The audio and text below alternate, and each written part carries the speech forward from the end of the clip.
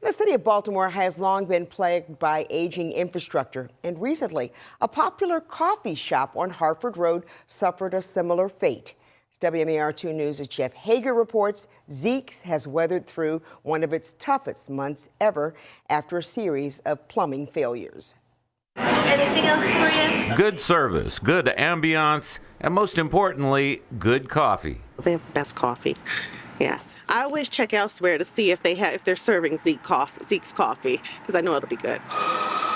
But it's tough to brew coffee without water. And that's been a challenge for Zeke's Coffee since Christmas.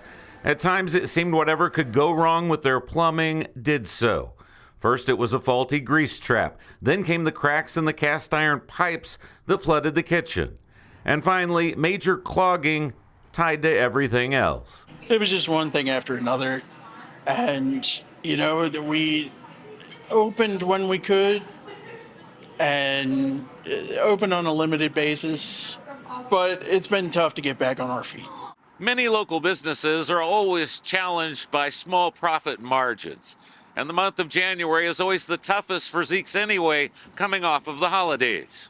But shutting down repeatedly and intermittently forcing customers to order carry-out only could have spelled disaster for the business. It sounds like you missed, 25% of your business maybe over that month? Quite easily. And we have had to cut back on people's hours due to limited amount of service that we could do.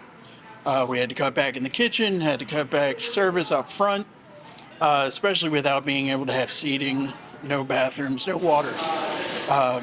But it's been tough. With what appears to be the final fix over the weekend, Zeke's now appears to be back in business.